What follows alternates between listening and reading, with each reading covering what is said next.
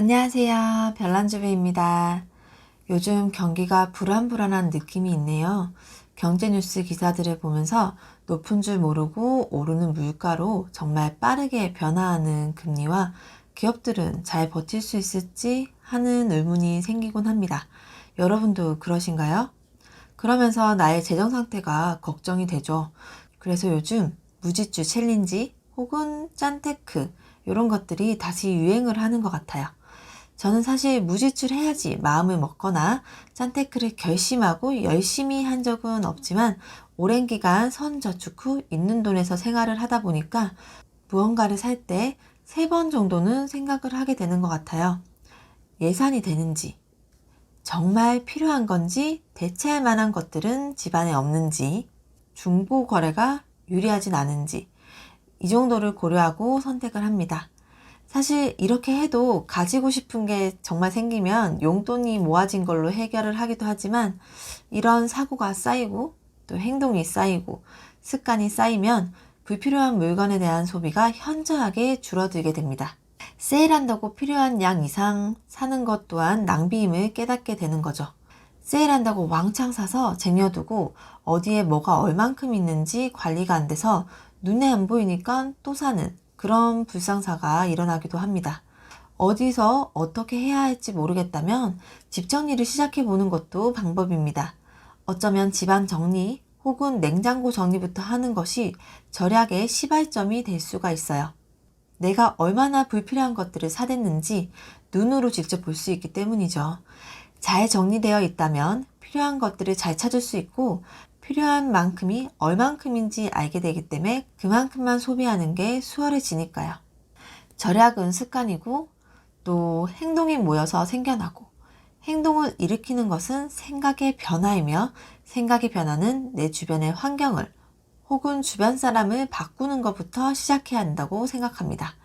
주변 바꾸기 한번 시작해 보시기 바랍니다. 그럼 이제 9월 가계부 한번 볼까요?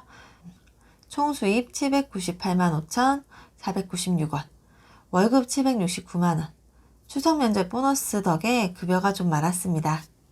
금융소득 17만 2,826원, 주식 수익 16만 9천원, 국내 주식 실현손익 난 부분이 있어서 출금을 했었고요. 토스이자 2,874원, 또 카카오 세이프박스, 또 결산이자 이런 것들이 있었습니다. 부수입 62,670원, 외화투자 36,210원, 키움 어플로 외화투자, 특히 엔화투자를 하고 있습니다. 총 투자금이 300만원인데 36,000원 정도의 수익이 났네요. 수익률로 따지면 10%가 넘어갑니다. 이제 엔화투자가 좀 익숙해져서 투자금을 늘려볼까 하는 생각을 하고 있어요.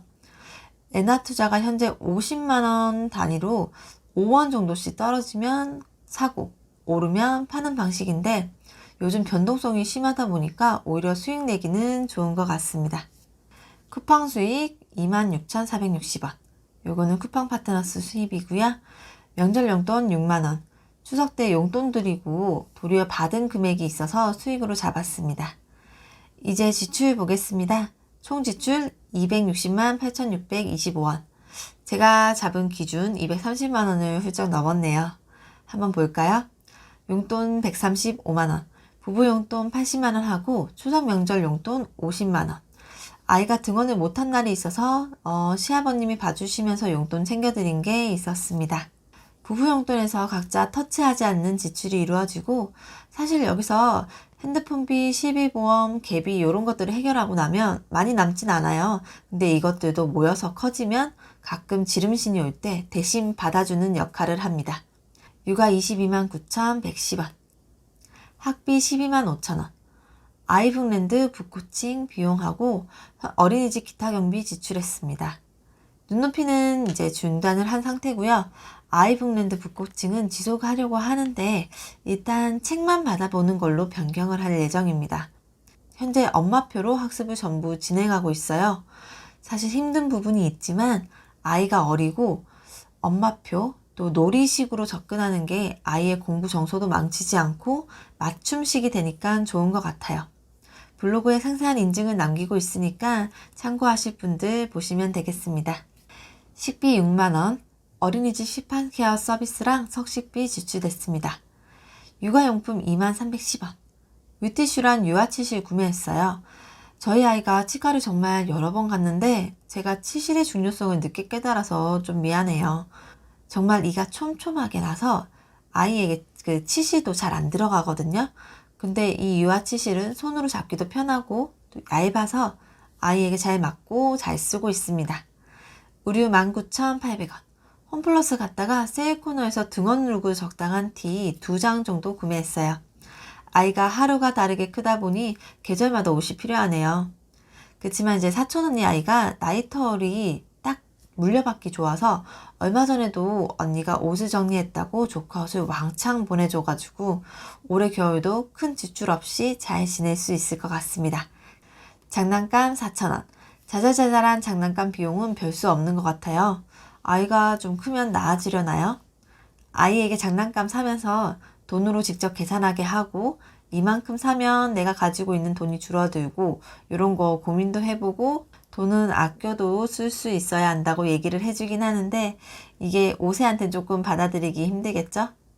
건강 부분 205,930원. 보험료 196,860원.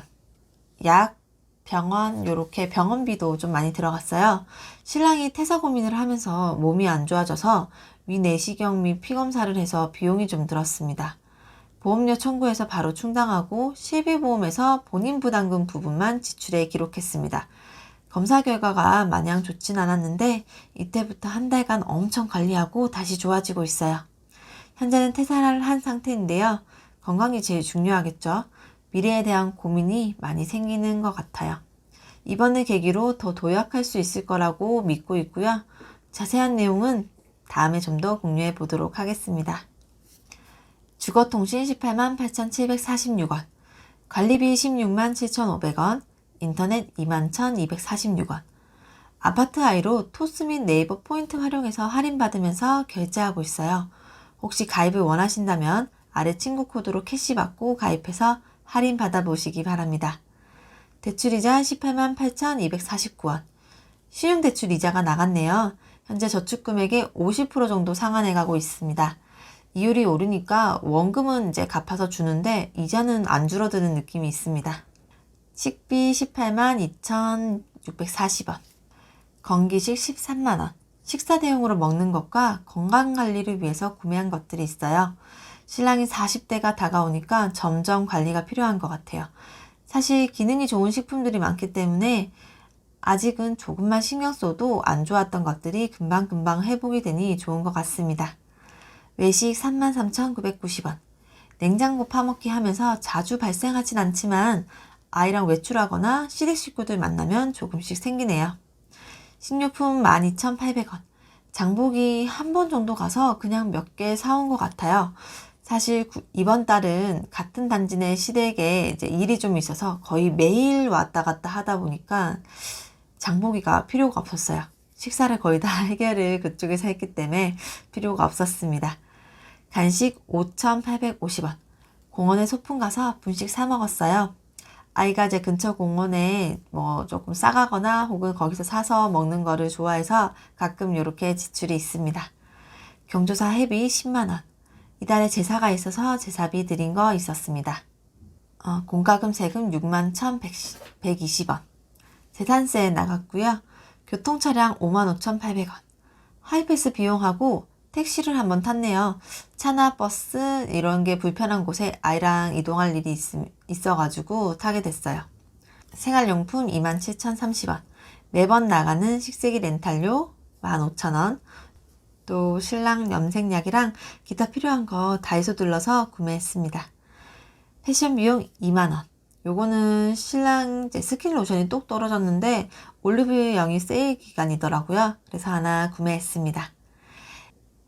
여기까지 이제 계획한 지출 금액 230만원을 한 30만원 정도 오버하긴 했지만 명절 용돈 금액이 50만원 있었던 달이기 때문에 실제 쓴 돈을 생각하면 평달과 비슷했던 것 같아요.